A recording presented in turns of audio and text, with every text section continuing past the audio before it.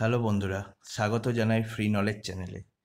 আজকে আপনাদের কাছে সেট থিওরি নিয়ে একটি নতুন ভিডিও নিয়ে এসেছি। এই ভিডিওটি পুরোটাই হবে সেট থিওরির ওপরে। তো সেট থিওরির একদম বেসিক পার্ট নিয়ে আজকে আলোচনা হবে। প্রথমে আমাদের জানতে হবে সেট থিওরিটা শুরু হলো কোথা থেকে। Set theory origin George ক্যান্টর, a Germany mathematician, initiated the concept set theory. George ক্যান্টর নামে একজন জার্মানি ম্যাথমেটিশিয়ান যিনি এই সেট থিওরিটিকে শুরু করেছিলেন। Defined set set is a well defined collection of object or people. মানে আমাদের অনেক ধরনের কালেকশন থাকে, যে কালেকশনগুলো ওয়েল ডিফাইন্ড, আমরা সহজেই বুঝতে পারি, এরকম ওয়েল ডিফাইন্ড কালেকশনকে সেট বলা হয়। Example, set can be related to many real life, such as the number of rivers in India, number of colors in a rainbow. তো আমরা জানি যে যদি আমরা অনেকগুলো ইন্ডিয়ান রিভারের নাম লিখি পরপর, তাহলে এটা একটা ইন্ডিয়ান রিভারের সেট হবে। আবার রেনবোতে যে 7টা কালার আছে সেটা একটা রেনবো কালারের সেট হবে।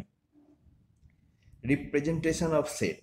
Set can be represented in two ways, roster form or tabular form, আর দ্বিতীয়টা হচ্ছে set builder form.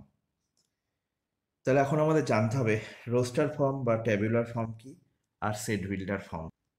Roster form হচ্ছে, in roster form all the elements of the set are listed, separated by commas and enclosed between curly braces বা second bracket দ্বারা দেখানো হয়।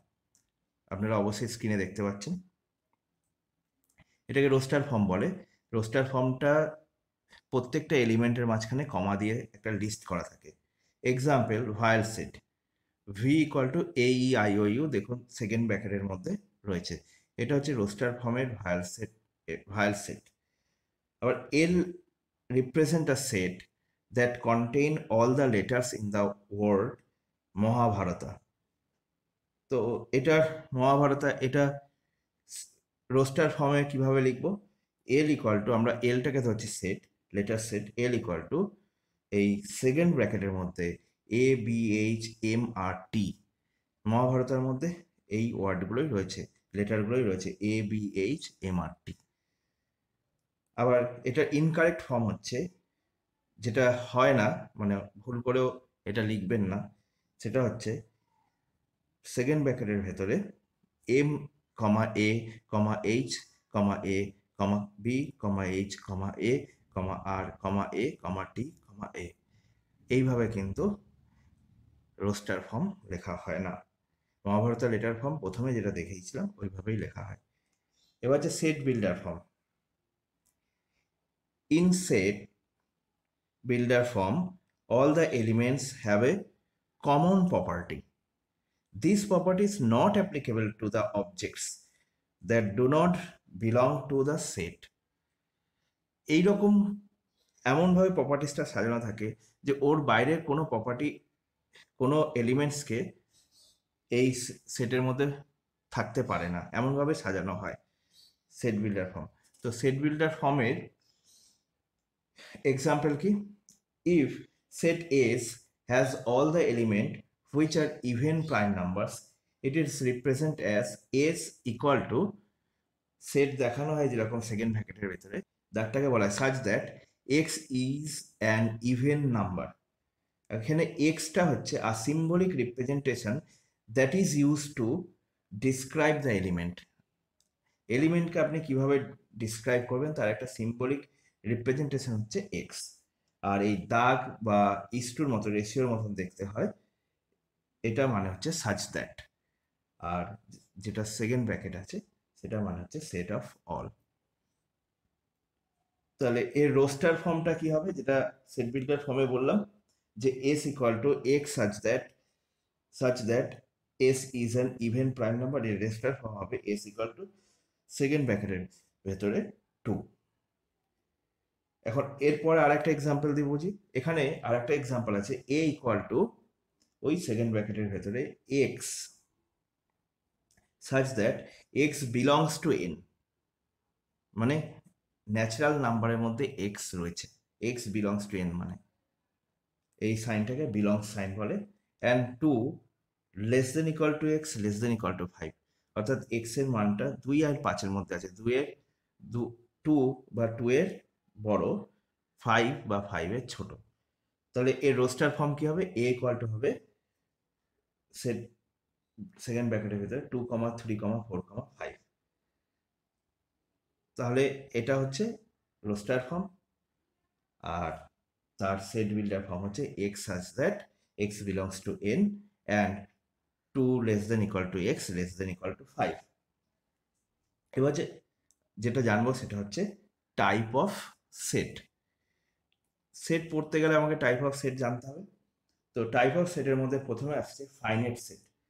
The number of elements is finite. এখানে যে এলিমেন্টগুলো থাকবে roaster ফর্মে সেটা কিন্তু ফাইনাইট, আমরা জানতে পারবো যে এতগুলো এলিমেন্ট রয়েছে। Infinite set, the number of element are infinite, অর্থাৎ আমরা গুণে বলতে পারবো না যে এর মধ্যে কতগুলো সেট, কতগুলো এলিমেন্ট রয়েছে এই সেটের মধ্যে, এগুলোকে ইনফাইনাইট সেট বলা হয়।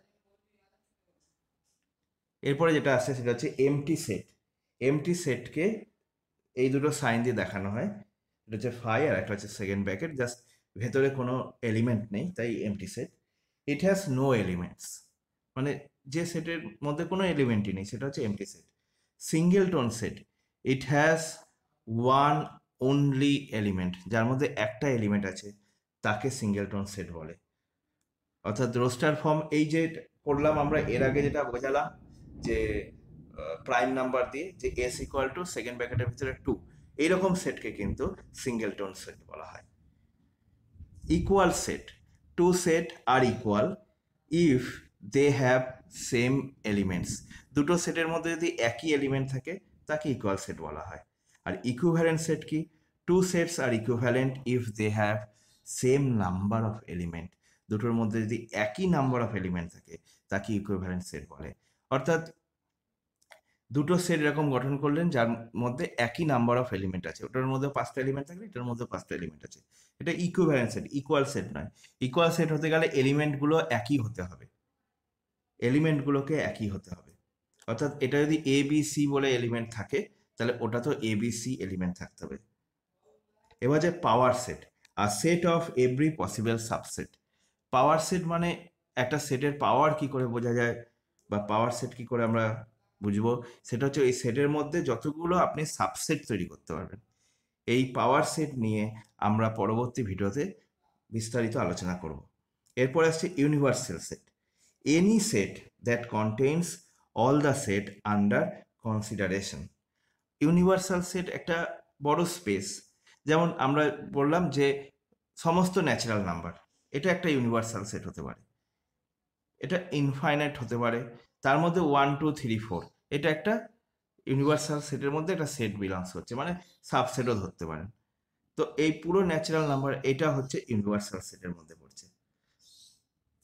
এরপর হচ্ছে subset, when all the elements of set A belongs to set B then A is subset of B।